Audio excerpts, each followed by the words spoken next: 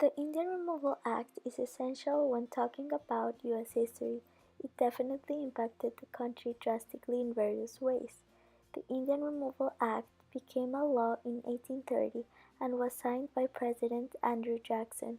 The law was passed because some states wanted land that belonged to the Indian tribes. The law did not make the Indians leave the land, but was supposed to offer them a trade of something for their lands. The lands that the government wanted were east of the Mississippi River, and the Indians were supposed to move to the lands that were west of the river. Because of the Louisiana Purchase, the United States government had a lot of land that was west of the Mississippi River. At that time, a lot of the land that was offered to the Native Americans was outside the borders of the United States. The act was not supposed to force American Indians off their lands.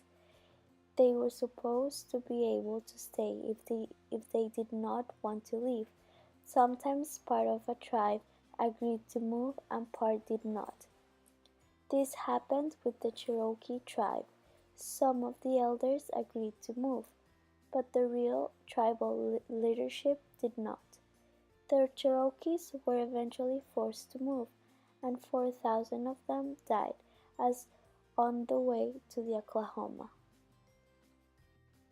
Cherokee and four other nations, the Seminoles, Choctaw, Creek, and Chickasaw, were told to leave their land in the southeast. The U.S. government gave them land in Oklahoma. The Cherokee refused to leave. They had no desire to leave Oklahoma.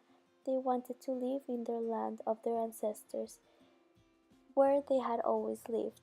The Cherokee took their case to the Supreme Court, and they won. The Supreme Court said the Cherokee were right. The U.S. government could not force them to move. The Cherokee people were satisfied until President Andrew Jackson ignored them and the Supreme Court. He directed the U.S. Army to capture all the Cherokee they could find and force them to move. The U.S. Army followed the President's direction. The Supreme Court did nothing. This was incredibly sad time in American history. Most Cherokee had to walk the whole way. They walked through rain and cold and incredibly heat. More than 4,000 Cherokees died on the journey.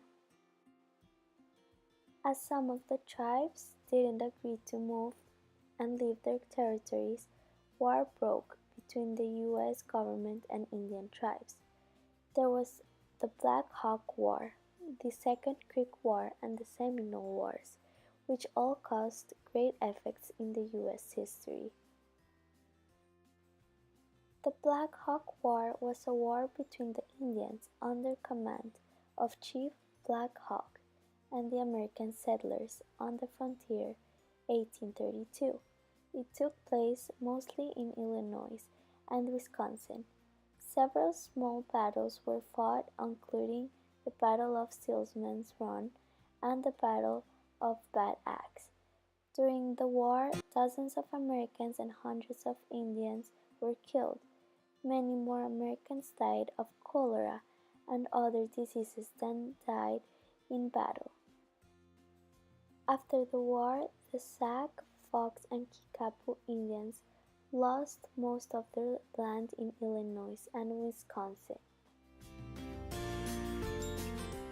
The Creek War took place between the settlers in Kentucky, Alabama, and Tennessee and the Creek Indians.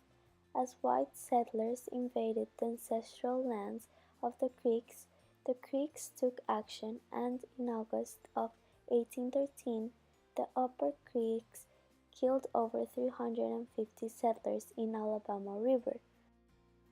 Due to this, militia groups along the U.S. military and other forces, commanded by Andrew Jackson, attacked Creek villages.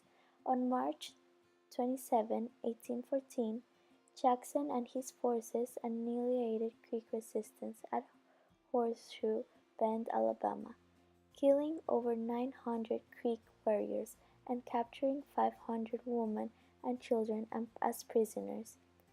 This battle ended the Creek War and caused many in the resistance to flee and join the Seminoles in Florida.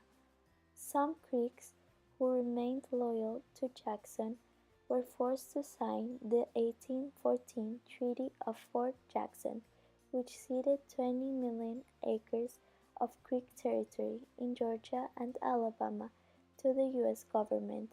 By 1336, all Creeks were moved from the area and forced into reservations in Oklahoma. The Seminole Wars were three wars or conflicts between the Seminole Native American tribe and white American immigrants. The first was in 1817 to 1818, the second from 1835 to 1842, and the third from 1855 to 1858. The Seminole are a Floridian Native American tribe. The tribe was founded in the early 1700s when a group of Lower Creek migrated into the area from Georgia and Alabama. The region was normally under the control of the Spanish, and they allowed the people to establish themselves to form a buffer between the Spanish and the British territories. From 1770s, the name Seminole came to be attached to the tribes, meaning runaway. The Indian Act of 1830 marked and impacted the United States greatly. This act caused suffrage and conflict around the country. The Native Americans, who were the original settlers in the U.S. before any other immigrant, lived peacefully with their customs and traditions. Because of the power and greed of humans, what once was the territory and home of a tribe will never be the same. More than land, it was their spiritual and physical home. Trying to make someone innocent leave their home because of the desire of power is very shameful. What started as an act became into war, death, and hatred.